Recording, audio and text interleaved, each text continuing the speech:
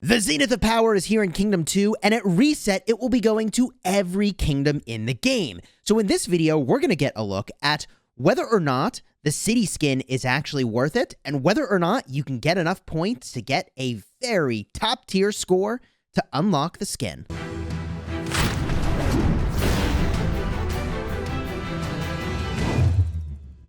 Hello, my friends, and welcome back. I'm Chisgule Gaming, a sponsored content creator for Rise of Kingdoms, and although every player should strive to gain 1 million power during the duration of this event for the relatively free 5 gold heads and other tiered rewards along the way, the bigger question is, should you go for the city skin, the moneymaker, this reward right over here?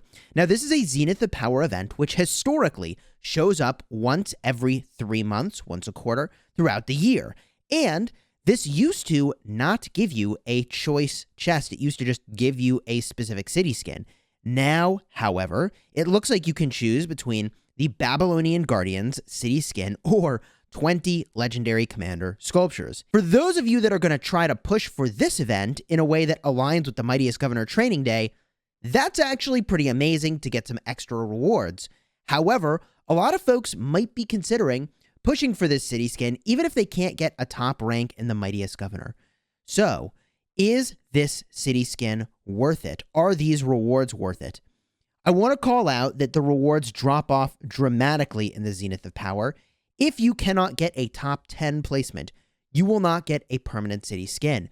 What's more is that you're not competing against just your kingdom. You are competing against your entire continent. We're going to showcase that a little more in just a second. The first thing I want to talk about, however, is that they've added something they've not done in the past, which is they've got some limited time versions of the city skin available as well. So if you were in a KVK and you thought you wanted to use this particular city skin for a short period of time, you could do that. And I think this is actually a pretty interesting reward. Even if you get to the top 100, so that's 51 to 100, you get 5 3-day versions of this skin. So if there are a couple things where you really felt like, I want to use the Babylonian Guardian City skin, you could go and do that. There are, of course, other rewards here that we should be talking about. There are some cosmetics, there are some legendary commander sculptures, even some material choice chests. But honestly, these rewards are fine, but it's really all about the city skin, the thing that you cannot get any other way. So, to answer that key question, is this city skin worth it? If we go and get a look, the Babylonian Gardens city skin is, first of all, one of the most impressive looking city skins, no question about it. But cosmetics aside, let's talk about the stats. 10% infantry attack at the cost of 5% archer defense and archer health. Now, that is a net zero change in stats. In other words, you're gaining 10% of stats, you're losing 10% of stats. But the thing I like a lot about the city skin, especially compared to other legendary city skins, is that you are gaining stats in one unit type and losing stats in one unit type only. Other city skins, for example, the Age of Devotion, are costing you stats in 2 different unit types, which is a little bit of a bummer if you wanted to use it in the open field and you bring other unit types to the field. But with a city skin like, for example, the Babylonian Gardens, if you focused entirely on infantry and cavalry, there is no downside to this city skin, which is really quite nice. That's easier to achieve when the downside is all in one unit type. The other thing we really need to talk about, however, is the value of attack and defense and health. And we have covered this in a number of videos. In fact, over 9 or 10 months ago now, we proved that there are diminishing returns on stats. In other words, the more of a stat you have, the less valuable it becomes. This is super relevant because in the Season of Conquest KVK, that is KVK Season 4 and beyond, there is now crystal research that is going to increase your attack a very significant amount. Starting with 5% over here, you'll get another, 10%, 12% over here. Then you get another 15 or 10% over here. And then there's another 15% attack over here. I'm showing you all of this because I want to prove to you that attack is always going to be, almost without exception, the stat that is going to be the highest on your commander, which means if what you care about is efficient trades, either in a rally or garrison or open field, that attack is going to be one of the least valuable statistics to you, and that is because of the diminishing returns. So this city skin giving attack might sound like a bit of a bummer. However, I want to call attention to the fact that attack still has a lot of value. And I think that as a community, a lot of people we're all now kind of discounting the value of attack, which we need to maybe prop up a little here. First of all, attack ends fights faster. Your trade might not quite be as positive as if you had your lowest stat boosted. So if you got more health typically or defense. However, attack ends fights faster. Where is that good? Let's say Ark of Osiris when you're rallying a garrison. Yeah, you want that fight to end fast to limit the time that the enemy has to reinforce their structure. Yes, attack is very, very, very, very good there. So I want to emphasize for a moment that attack is not a bad stat. It makes fights go faster. And because fights go faster, you can sometimes hit a point where you are pressuring the enemy so much that you actually do get more efficient trades because they can't keep their garrison topped off or they can't keep their rally topped off. So I think that there is still really great value to attack, even though at face value, the efficiency game, it isn't quite there. You use an attack skin like this for pressure, not for efficiency. 10% of stats is still probably going to be better than 5% of stats, even if it's 5% health in most cases. So yeah, if you didn't have some other 10% skin, and most people don't, this would be really quite strong. The other consideration I'll add for this particular city skin is that, you know, archers are arguably one of the very strongest commander types for whales. In other words, all those archer commanders are just really, really synergistic, high damage, area of effects, really effective in the open field. And so I would make the argument that most whales, and the biggest whales will tell you this, they're focused primarily on archers for all of the ridiculous damage that they can do in the open field, not infantry. So this is probably not a city skin that a whale wants to use for battling in the open field in conjunction with the rally. They would probably prefer something else. In fact, I get this is now in the realm of micro-optimizations, and I'll talk about something else in just a second, but the Frozen Fortress might be a slightly better play if you're focused more on archers in the field, because it gives a little bit of a cavalry stat reduction. The defense is more premium for trades anyways, and the archer defense, like, okay, fine.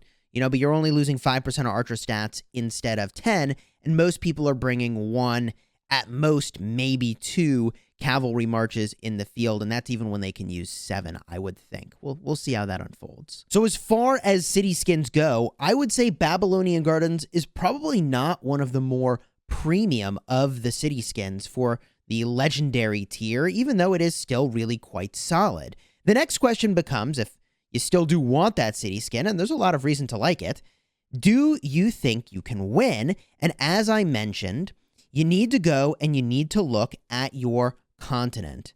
So if we go and we get a peek over here, interestingly, with the new kingdom overview, it is now harder to see who's on your continent than it was before. Am I perhaps missing something? Somebody help me out.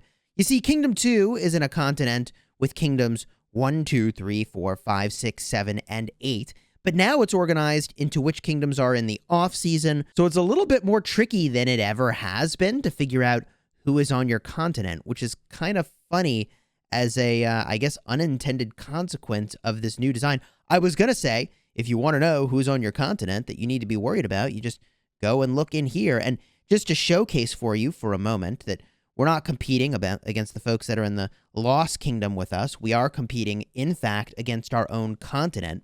When I look at the rankings, you can see Kingdom 5 in here. Well, Kingdom 5, they're in my KVK in Kingdom 75. Now, I'm in Kingdom 2 right now. So the kingdoms that are all competing here are going to be Kingdoms 1 through 8.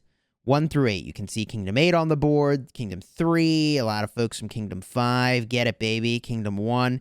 You get the idea. So once the event does pop for you, you can go and see which kingdoms are showing up in this list. I guess that's the best way now to go and see who's on your continent if you didn't already know. And you can try to assess whether or not those are kingdoms you actually can perform well against, because only 10 players across all 8 kingdoms will get that permanent city theme. It is a big deal, and it's not easy. So if you're in a continent with a bunch of high-spending Imperium kingdoms, like the one that Kingdom 75 is in, that's my home kingdom, yeah, I mean, that's going to be really hard to get the city theme. That said, there's even a free-to-play player, in fact, several, in my kingdom that have pushed in the Zenith of Power and gained, if you can believe it, 40 million power free to play. 40 million power gain free to play to get this city skin. Which brings me to the question of, can you win, right? Can you win? And as a free to play, you even can win this event. 40 million power. That player, if I'm not mistaken, saved speed ups and held their power back for, I think it was a year or more. Just waiting and waiting and waiting and waiting and waiting and waiting. And then they gained 40 million power. They went from 45 to like 85 million power. I kid you not. Now, this is made a lot easier if your kingdom is very organized and you have a schedule for when buffs are going to land so that you can do your planning for when you're going to go and build stuff, when you're going to go and do research. And my recommendation, if you are going to try to do this free to play, you need to plan to gain an insane amount of power, like 20 million or more power for sure. Even if you aren't free to play, you need to plan to gain that kind of power. And in a best case, you're doing that through a combination of upgrading buildings that offer a higher amount of points, like gold mines. I have a video about how to gain power fast. I'll put a card up in the top if you'd like to go and check that out. After you do things like that, you're going in and you're doing a bunch of research to unlock your T5s, and then you upgrade a bunch of T4 troops to T5 troops as the way to top everything off.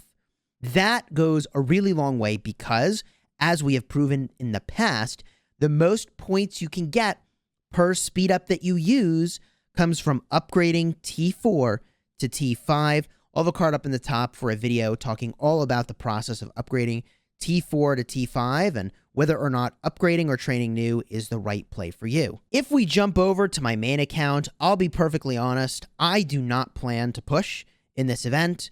I've got plenty of 10% and legendary city skins at this point that I have pretty much every unit type. In fact, I have literally every unit type covered.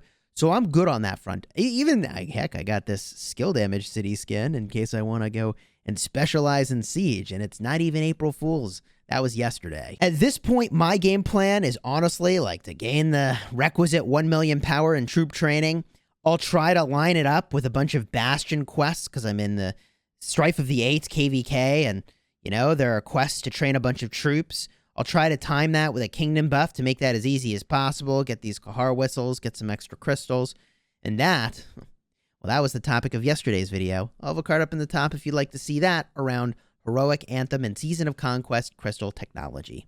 Let me know down below in the comments if you're going to make a push for the Babylonian Gardens city skin. Let me know also, I'm particularly interested, if you think there is a particularly valid use of those temporary city skins and whether or not that's worth scoring a top 100 for. I don't think so. I'm not going to do that, but let me know. Maybe there's some logic I missed. And until next time, you have fun smashing the kingdom.